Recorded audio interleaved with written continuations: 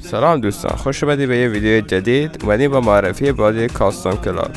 یه بازی ماشینی که میتونید ماشینتو تنظیم کنید و تنوع زیادی داره، ماشینای زیادی مثل تویوتا، نیسان و خیلی ماشینای دیگه که الان بعضیشون اسمشون رو نمیدونم که خودتون همونطور داخل تصویر مشاهده میکنید. ماشینای زیادی هم هست و این بازی دو بخش آفلاین و آنلاین داره که میتونید با دوستاتون بازی کنید یا اگه خواستی آفلاین خودتون بازی کنید که من حالا بخش آنلاین رو بهتون نشون میدم.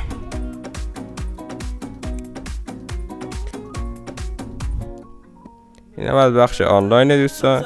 که میتونید داخل سرور بقیه جوین شید یا خودتون سرور بسازید که بدل کریت میتونید سرور بسازید و کدش رو به دوستاتون بدید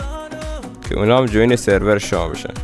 حالا من میذارم جوین سرور یکی دیگه میشن. همونطور که ببینید تقریبا شبیه استوکورسا هستش و یه بازی جالب و ماشینی هستش که خودتون میبینید و من حرفی نمیزنم و تا آخر این ویدیو رو تماشا کنید و لایک و ساب یادتون نره.